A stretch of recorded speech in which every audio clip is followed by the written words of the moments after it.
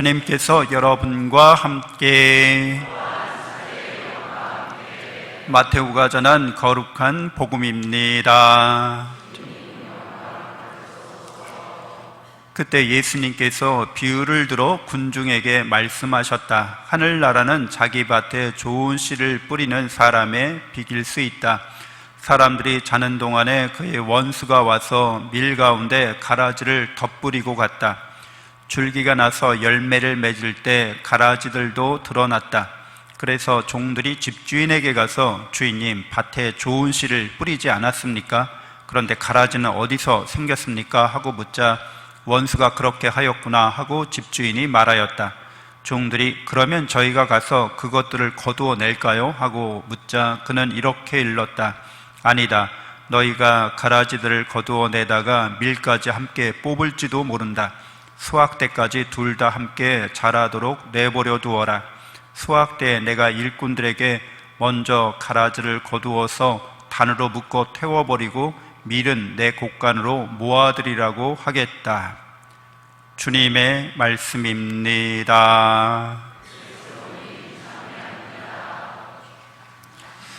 찬미 예수님, 하나님의 복동이 고맙습니다. 고맙습니다.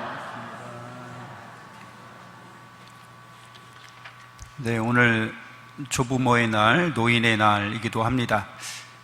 우리 나이를 든다는 것이 원숙하고 또 지혜로운 삶을 뜻하고, 그래서 존경받는 자리에 있는 그런 사회가 점차로 그 영향력을, 그 노인들의 지혜로운 삶에 영향력을 잃어버리는 시대가 되고 있어요. 그래서 교황님께서도 코로나 기간 동안에 특별히 세계 조부모의 날, 노인의 날을 제정하셨습니다.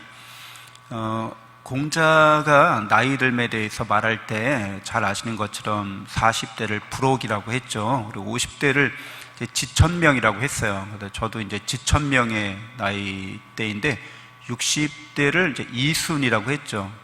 이순이라는 말이 이제 잘 듣고 따른다는 말이에요. 그렇죠? 천명을 알았으니까 하느님 말씀에 잘 듣고 따르는 거를 60대라고 했습니다. 귀가 밝아져서 이순이 아니에요. 그래서 이제 누가 내 얘기 하나 하고서 귀신같이 알아차리고, 평상시에는 귀는 잘 안 들리는데 내 얘기만 하면 그냥 귀신같이 알아차려요. 그런 이순이 아닌 거죠. 근데 나이가 이제 70이 되면 종심이라고 했습니다. 근데 마음 가는 대로 따른다는 거예요. 그래도 이제 잘못이 되지 않는다는 거죠. 어떤 경지에 이르렀다고 볼 수 있습니다. 마음 가는 대로 사는 삶, 이게 우리 그리스도인에게도 이 마음 가는 대로의 삶은 하느님을 닮아가는 삶, 하느님을 닮아가서 하느님의 말씀대로, 뜻대로, 하느님의 마음으로 우리가 사는 삶을 의미한다고 받아들일 수 있겠습니다. 오늘 우리는 그렇게 살고 있는지 이제 성찰해 보는 거죠.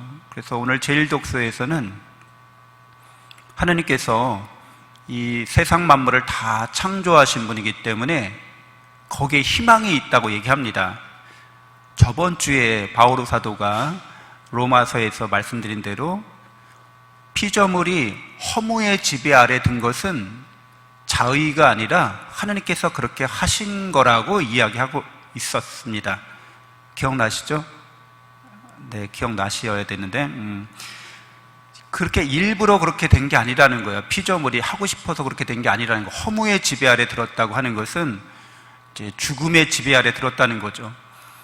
그래서 하느님께서는 이 세상을 창조하실 때 물질 세계만 창조하신 게 아니에요. 그렇죠? 이 물질 세계만 창조하면 이 물질 세계는 기계론적 세계라고 그래요. 기계. 여러분들 기계 있잖아요. 그렇죠? 메카닉.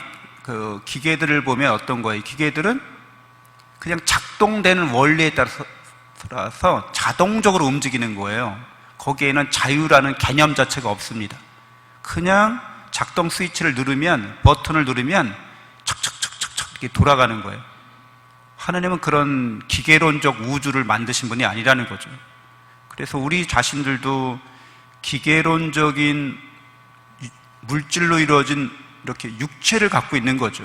그렇지만 우리는 동시에 정신적이고 내면적이고 영적인 차원의 존재이기도 합니다. 그래서 하나님께서는 영적인 차원도 창조하신 거죠. 그 차원이 더 상위의 초월적인 차원인 거죠. 그렇기 때문에 거기에 희망이 있다는 거예요. 우리는 단순히 육적인 희망을 지닌 존재가 아니라는 거죠. 여러분 다 요즘에는 건강관리를 잘 하셔서 이렇게 연세를 드셨어도 10년은 다 어려 보이세요.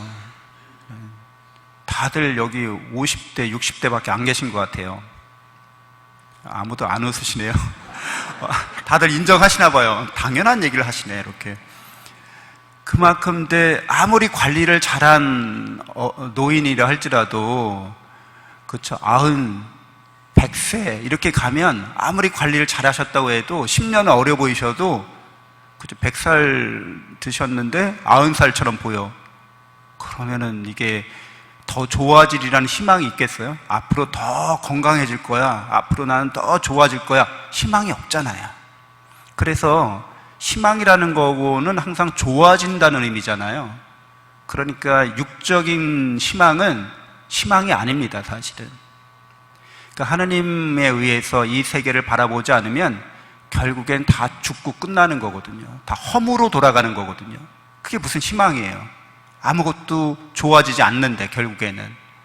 그래서 여러분들도 잘 아시는 것처럼 이 세상에 속한 어떤 것들을 우리가 소유하거나 관리할 때 그게 계속 좋아질 거라는 생각은 망상이죠. 절대 그렇게 되지 않습니다. 다 망하고 끝납니다.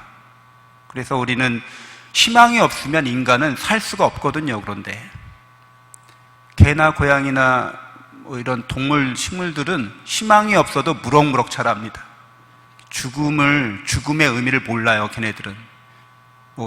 이 죽음이 소멸로 이끈다는 거, 죽음을 두려워하지만 본능적으로 죽음이라고 하는, 우리 인간이 생각하는 죽음이라는 차원과는 다릅니다. 우리 인간은 허무를 생각하는 거죠. 허무하구나. 근데 개나 고양이는 허무를 생각하는 건 아니에요. 그래서 인간은 만약 허무의 지배 아래 들면, 더 나아질 거라는 희망이 없으면 삶을 지속하기 어렵습니다. 그래서 우리에게는 영적인 희망이 필요한 거죠. 그래서 영적인 희망에 대해서 바오로 사도는 영광스러운 자유의, 하나님의 영광스러운 자유라고 말해요. 그러니까 우리가 자유롭잖아요, 다. 그러면 기계는 자유가 없어요. 기계는 자동적으로 그렇게 되는 거예요. 근데 여러분은 여기에 기계적으로 자동적으로 미사에 오셨어요? 그런 건 아니죠. 그럼 자유롭게 오신 거잖아요. 그러니까 이 자유, 영광의 자유라고 하는 거는 종심이라고 말할 수 있어요. 우리가 마음대로 하고 싶은 대로 해도 그게 죄가 되지 않는 자유, 그게 법에 어긋나지 않는 자유, 그러니까 마음껏 사랑할 자유라는 거죠. 하느님처럼. 그게 영광스러운 자유라고 하는 거고, 거기에 참여할 거에 대한 희망을 바오로 사도가 얘기하고 있고, 우리는 그 희망으로 구원을 받는다, 이렇게 얘기하고 있는 겁니다. 그 희망이, 영광스러운 자유에 참여할 희망이 우리를 계속해서 살만 나게 해준다는 거예요. 육적인 희망이나 이 세상에 대한 희망은 살만 나게 하지 않아요. 그거는 점점 더 망하고 끝나는 걸로 이미 결정돼 있거든요. 그렇기 때문에 그건 희망이 아니라고 말씀드렸습니다. 우리가 참된 희망이라고 하는 건 계속 좋아질 것이라고, 근데 우리가 점점 하나님처럼 그렇게 변화되어 갈 거라고 하는 희망입니다. 그래서 오늘 제2독서에서 바오로 사도가 우리에게 성령께서는 어떻게 기도해야 할지 모르는 우리를 몸소 말로 다 할 수 없이 탄식하시면서 기도해 주신다고 그랬어요. 우리가 영적인 존재이기 때문에 거룩한 영이신 하나님의 영을 받은 사람들이라는 거예요. 세례받은 사람은 누구나 성령 받은 사람들입니다. 그래서 이 성령께서 우리 안에서 이루 말로 다 할 수 없이 탄식하고 간구하고 있다는 거예요. 뭐가 탄식하고 뭐가 간구하는 내용이겠어요? 성령께서 기도하는 내용, 우리 안에서 기도하고 계신데, 우리가 하나님을 닮아가기를, 그래서 희망으로 구원된 삶을 살아가기를 그렇게 성령께서 간구하고 있다는 겁니다. 그래서 내 안에 계신 성령, 나를 온전히 사랑하시는, 충만하게 사랑하시는, 그래서 영원한 생명과 행복이 이미 나에게 주어졌다고 하는, 우리가 하나님을 받았다는, 성령께서 내 안에 계시다는 것을 깨닫고 믿는 사람들은 이 성령의 기도에 귀를 기울이는 거예요. 그리고 성령의 기도가 다 이루어지고 있다는 것을 아는 겁니다. 오늘 예수님께서 복음에서 씨앗 이야기를 하십니다. 좋은 씨앗을 뿌렸다는 거예요. 우리에게 신성을 주셨습니다.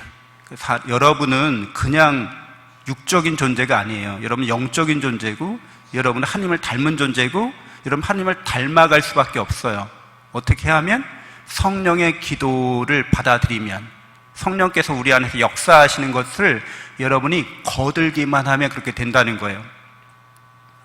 그래서 우리는 오늘 복음서에서 예수님이 좋은 씨앗을 뿌렸고, 또 우리 안에 겨자씨와 같이 아주 작지만 그것은 크게 자라나는 거라는 거예요. 우리 안에 하나님의 신성을, 성령을 우리에게 뿌리셨기 때문에 그것이 마침내 크게 성장하게 되리라는 모습을, 이미지를 우리에게 보여주시고, 그것은 누룩과도 같다는 거예요. 계속해서 변화될 거라는 겁니다. 그래서 마지막 날에, 종말의 때에 이르면 완연하게 드러나게 될 거라고 말씀해 주십니다.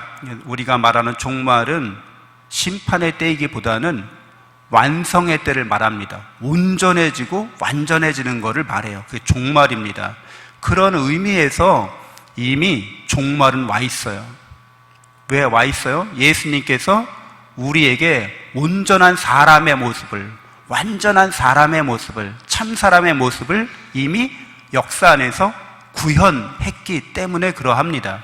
예수님을 믿는 사람들, 예수님과 함께 살아가는 사람들은 이미 종말의 시대를 살고 있는 거예요. 그래서 지금이 바로 구원의 때이고, 지금이 바로 자비의 때라고 말씀하십니다. 언제나 종말은 지금이라고 하는 거죠. 지금 사랑받고 있다는 거예요.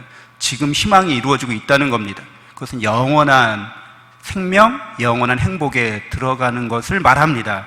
그렇기 때문에 여러분들이 나이 들매에 대해서 이렇게 나이 들어 가시면서도 내가 좀 노쇠했구나, 살맛이 안 나는구나, 입맛도 다 잃어버렸네, 무슨 낙으로 사나, 육적인 거죠.